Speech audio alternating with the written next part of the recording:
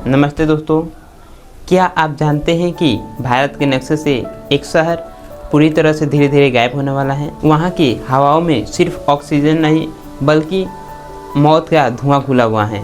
वहाँ एक दिन सांस लेना 100 सिगरेट पीने के बराबर है। सबसे डरावनी बात यह है कि यह कोई प्राकृतिक आपदा नहीं बल्कि हमारे 110 साल पुरानी एक छोटी सी गलती की वजह से हो रहा है।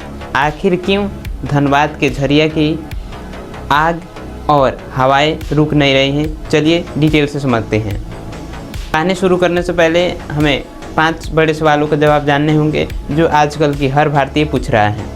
चलिए, फर्स्ट सवाल यह है कि आखिर यह आग लगी कैसे। दूसरा सवाल यह है कि वहाँ की सड़कें अचानक 2 हिस्सों में क्यों फट रही हैं।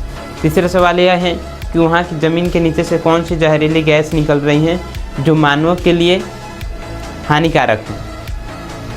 चौथा सवाल यह है कि उससे हमारे पर्यावरण और प्राकृतिक पर कितनी बड़ी क्षति पहुँच रही है। क्या इसका कोई समाधान है या पूरी तरह से झरिया बर्बाद हो जाएगा। पांचों सवाल का जवाब हम डिटेल से जानेंगे। कहानी की शुरुआत होती है, आखिर यह आग लगी कैसे। दोस्तों, इस कहानी का तबाही आज का नहीं बल्कि 110 साल पुरानी है। साल था 1916।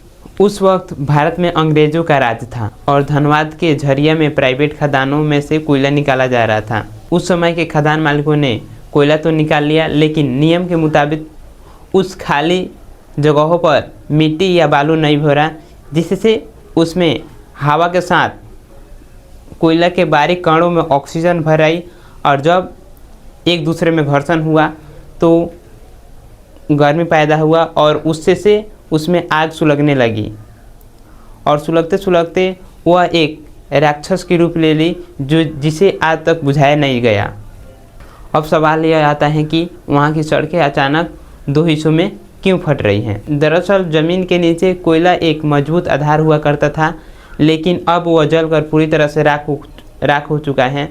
वहाँ की जगहें बिल्कुल ही खोखली हो चुकी हैं।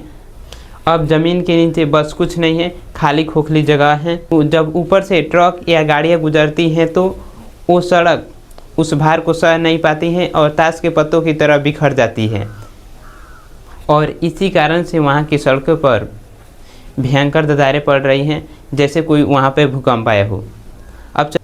अब चलिए जानते हैं कि ज़मीन के अंदर से कौन सी जहरीली गैस निकल रही है। इन दरारों से जो आप धुआं निकलते देखते हैं वह सिर्फ धुआं नहीं बल्कि कार्बन मोनोऑक्साइड, सल्फर डाइऑक्साइड और मीथेन जैसी जहरीली गैसों का मिश्रण है। कार्बन मोनोऑक्साइड इतना खतरनाक गैस है जो आप बिना गंध के संपर्क में आए आपके फेफड़ों तक जाता है और खून में ऑक्सीजन को बिल्कुल ही कम कर देता है, जिससे अनेक तरह की बीमारियाँ होती हैं।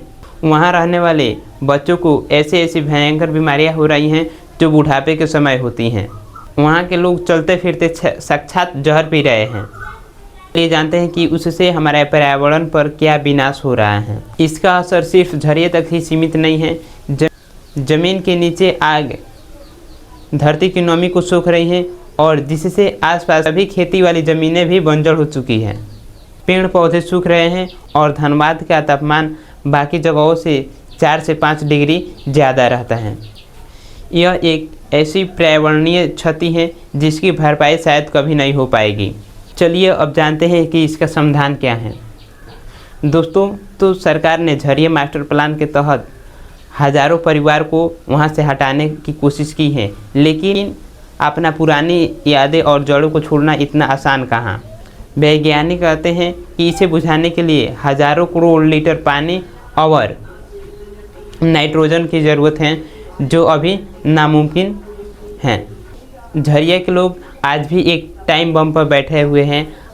हमें इस समस्या को दबाना नहीं चाहिए बल्कि इस आवाज़ को उठानी चाहिए ताकि उन मासूमों की जान बचाई जा सके। अगर आपको लगता है कि यह जानकारी देश के हर नागरिक तक पहुंचनी चाहिए तो प्लीज़ इस वीडियो को शेयर ज़रूर करें ताकि उन मासूमों की जान बचाई जा सके। और वीडियो अच्छा लगे तो लाइक ज़रूर करें। मिलते हैं नेक्स्ट वीडियो में, तब तक के लिए जय हिंद।